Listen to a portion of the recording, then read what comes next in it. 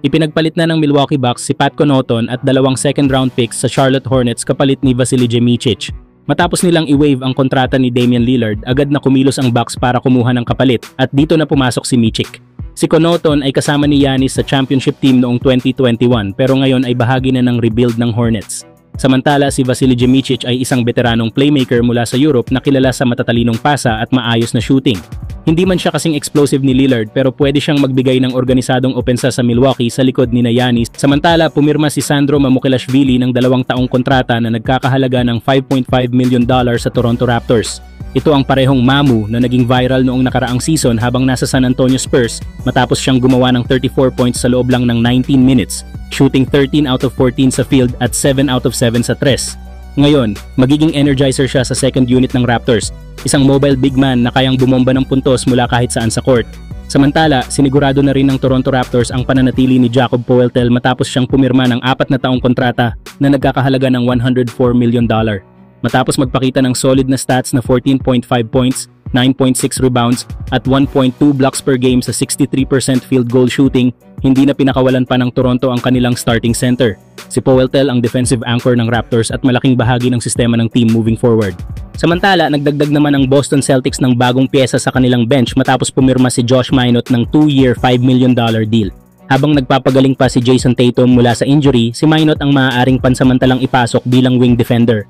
Noong nasa Timberwolves siya, naglaro lang siya ng 6 minutes per game at nag-average ng 2.6 points.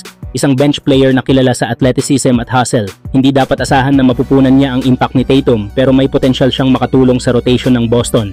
Samantala, hindi pa rin tapos ang galawan ng Denver Nuggets.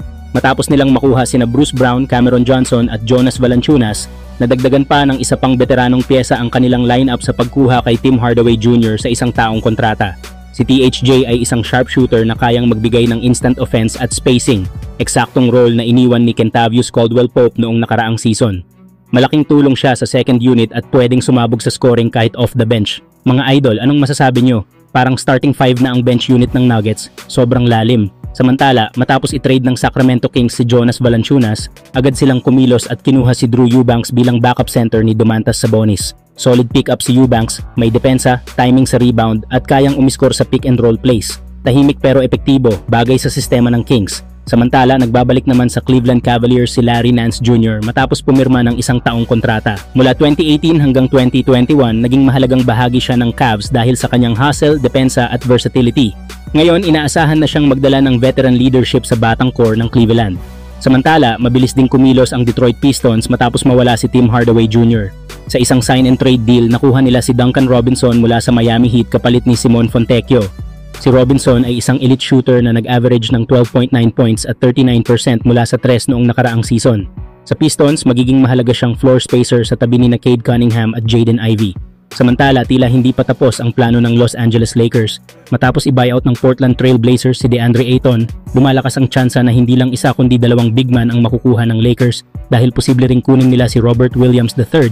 Sa kasalukuyan, punong-puno na ang center rotation ng Blazers. Si Donovan Clingan ang inaasahang magiging starter, may Dua Prith na kayang magbigay ng spacing bilang stretch big at kinuha pa nila si Hansen Young sa 2025 NBA Draft. Kaya naman, natural lang na si Williams ang isunod na mailagay sa trade block para maging mas balanse ang rotation ng Portland. Bagamat may injury history, si Williams ay kilala bilang isa sa pinakamahusay na rim protectors sa liga. Sa kanyang career, nag-a-average siya ng 7.3 points, 6.9 rebounds, 1.7 blocks per game at may napakataas na 72% field goal percentage sa loob ng halos 21 minutes lang per game. Ibig sabihin, kahit limitadong minuto ang nilalaro niya, sobrang epektibo siya sa loob ng court. Para sa Lakers, swak na swak si Williams. Sa pagkakawala ni Anthony Davis, naging malaking butas ang interior defense, rebounding at rim protection. At noong nakaraang playoffs, sina Jackson Hayes at Rui Hachimura pa ang ginamit sa center spot.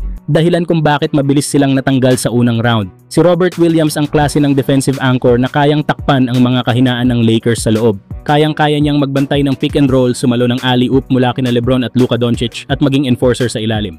Ang trade proposal, Gabe Vincent at isang second round pick lang ang kapalit. Isang bargain deal kung ikukumpara sa kalidad na pwedeng ibigay ni Williams sa depensa. At kung mangyari ngang makuha nila pareho sina Robert Williams at DeAndre Ayton ngayong off-season, posibleng makumpleto na ng Lakers ang kanilang frontcourt para sa susunod na championship run. Ayton bilang scoring big, Williams bilang defensive big, parehong swak sa playmaking ni Luka at sa closing ni LeBron. Kayo mga idol, sa tingin nyo ba dapat ba talagang sabay kunin ng Lakers sina Ayton at Robert Williams? O sapat na ang isa sa kanila? I-comment nyo sa baba at pag-usapan natin yan.